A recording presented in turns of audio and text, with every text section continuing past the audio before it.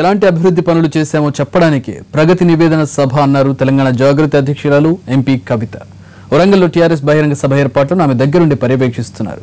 TRS 16వ వసంతోత్సవ వేడుకలకు రాష్ట్ర వ్యాప్తంగా లక్షలాది మంది తరలిస్తున్నారంటున్న కవితతో మా ప్రతినిధి వెంకట్ ఫేస్ టు ఫేస్.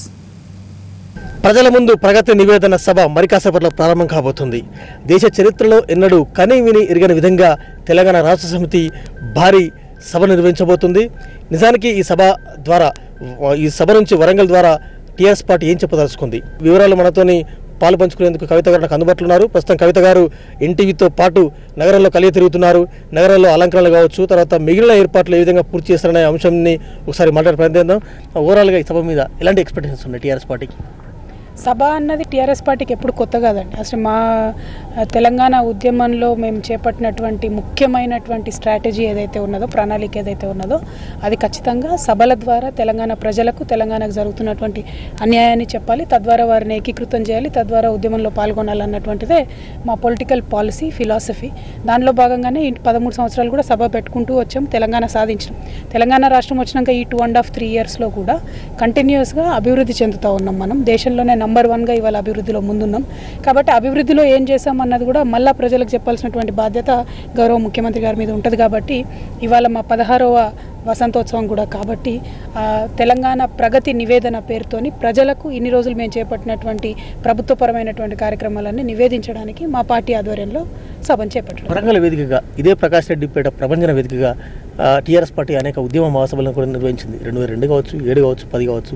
ఆ తర్వాత మిగిలిన మైదానాల్లో కావచ్చు ఉద్యమాల పేరుతో బాగా ఉనికిని చాటుకుంది, గమ్యాన్ని కూడా ముద్దాడింది. కానీ ముచ్చటగా 3 ఏళ్ళు పూర్తయిన పాలన సందర్భంగా అంటే ఎందుకోసం ఈ సభ పెడుతుంది?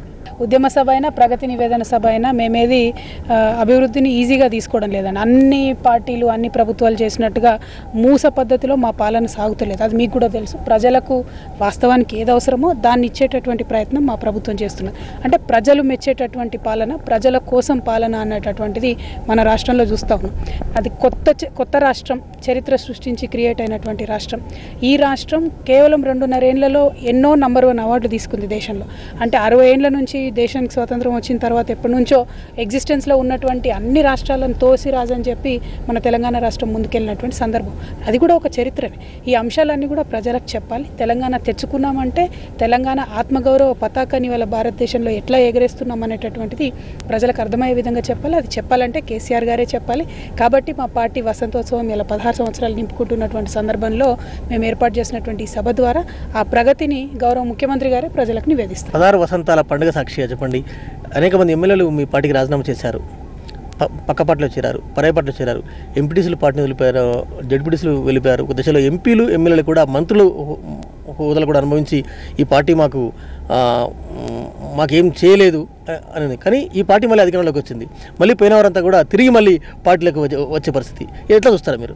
అంటే అది సమాజంలో జరిగేటటువంటిదే. కొన్ని సందర్భాల్లో ఒత్తిడికి కొంతమంది తట్టుకుంటారు, కొంతమంది తట్టుకోలేరు. తట్టుకోలేనటువంటి వాళ్ళు ఆనారు ఉద్యమాన్ని, పార్టీని వదిలి బయటకు వెళ్ళిపోయినారు. మళ్ళీ విశ్వాసం వచ్చి అరే రాష్ట్రం వస్తుంది అన్నటువంటి కాన్ఫిడెన్స్ రాగానే మళ్ళీ వచ్చినారు. సో పెద్ద తప్పు పట్టాల్సినటువంటి అవసరం ఏం లేదు. అల్టిమేట్గా ఒకటి మాత్రం మనందరం గుర్తుపెట్టుకోవాలి, భారతదేశంలో స్వాతంత్ర సంగ్రామం తర్వాత అంతటి స్థాయిలో జరిగినటువంటి ప్రజలు అందరినీ కూడా కలుపుకొని జరిగినటువంటి అంశం, ఘట్టం ఏదన్నా ఉందంటే తెలంగాణ ఉద్యమమే. దానికి మాత్రం మనందరం గర్వపడాలి. ప్రస్తుతం మనం వరంగల్ నగరంలో ఉన్నాం. ఎటు చూసినా కూడా మనకు స్వాగత తోరణాలు చాలా గులాబీమయమైపోయింది, అందంగా అలంకరించారు. కేవలం ప్రభుత్వ పథకాలు కొట్టొచ్చే విధంగా మనకు చూస్తున్నాం. ఎట్లా అనిపిస్తుంది ఏర్పాట్ల?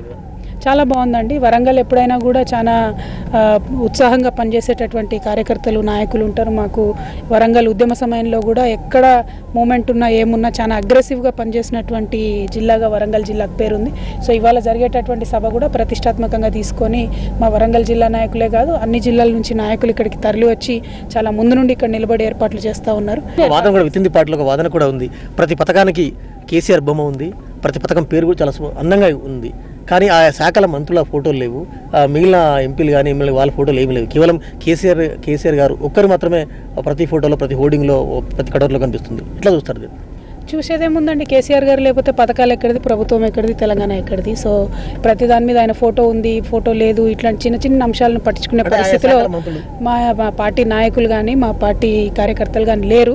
ఒక నాయకుడు ఉంటే, నాయకుడు స్ట్రాంగ్గా ఉంటే పార్టీ ఉంటుంది, పార్టీ బాగుంటే ప్రభుత్వం వస్తుంది, ప్రభుత్వం ఉంటే పదవులు వస్తాయి. ఆ విషయం మా వారందరికీ తెలుసు. ఒక ఉద్యమానికి టీఆర్ఎస్ పార్టీ ఎట్లా దగ్గరైందో, అధికారంలో ఉండి కూడా ప్రజలకు 2019 మరింత దగ్గరే అట్లాంటి హోప్స్ ఉన్నాయి ఎందుకు లేవు? ఇప్పుడు ఆల్రెడీ మేము ప్రజలకు చాలా దగ్గరగా ఉన్నాం కదా. మీరు తెలంగాణ ఏర్పడ్డప్పటి నుంచి ఇప్పటివరకు వచ్చినటువంటి అన్ని ఎన్నికల్లో 100% టీఆర్ఎస్ పార్టీయే గెలుపొందింది. సో ఇక ముందు కూడా రిజల్ట్ అట్లానే ఉంటుంది. కేసీఆర్ ఇచ్చిన హామీలు, తెలంగాణ ప్రభుత్వం ఇచ్చిన హామీలు నెరవేర్చలేదు ఒకటి. తర్వాత ప్రవేశపెట్టిన కొన్ని పథకాలలో అవినీతి వెలువరిపోయిందనేది ప్రతిపక్షాలు ఆరోపిస్తున్నాయి. వాళ్ళు ఇక ప్రతిపక్షాల పని ఉంటుందండి ఆరోపణ చేయడం తప్పితే. ప్రజలు ఇవాళ సంతోషంగా ఉన్నటువంటి 36 లక్షల మంది ప్రజలకు ఎవరైతే ఆసరా పెన్షన్ వస్తుందో వాళ్ళని ఒక్కసారి అడిగి చూడండి, ప్రతిపక్షాల గురించి వాళ్ళు ఏమంటారో చెప్తారు. కానీ అంటే ఒక బహిరంగ సభ నిర్వహించాలంటే ఒక సాహసం కావాలి, 1000 మంది పోగు చేయాలంటే ఒక సాహసం కావాలి. కానీ లక్షల మందిని ఇట్లా పోగు చేస్తున్నారు. What is the secrecy of ఉద్యమ సమయంలో కానీ ఇప్పుడు కానీ what is the secrecy of TRS? KCR is the secret of our energy. Simple as that. Thank you. Okay, thank you very much Kavitha garu. ప్రస్తుతం మనం బహిరంగ సభాస్థలికి చేరుకున్నాం. వరంగల్ నగరంలో పూర్తి స్థాయిలో కలియ తిరిగి ఏర్పాట్లపై కవిత గారు చాలా సాటిస్ఫై అయ్యారు. భారీ బహిరంగ వేదిక, అదేవిధంగా భారీ బహిరంగ సభాస్థలను చూసి చాలా సంతృప్తిని వ్యక్తం చేశారు. ఇక్కడ ఏర్పాట్లు కావచ్చు, మిగిలిన నేతల లేకపోతే కమిటీల పనితీరు కావచ్చు, కమిటీల పనితీరును కూడా వాకప్ చేసి తెలుసుకున్నారు. మొత్తానికి ఈ సభ సూపర్ డూపర్ గ్రాండ్ సక్సెస్ అవుతుందని ఆశాభావం వ్యక్తం చేస్తున్నారు కవిత గారు. కెమెరా పర్సన్ గిరితో వెంకట్, ఎన్టీవీ, వరంగల్.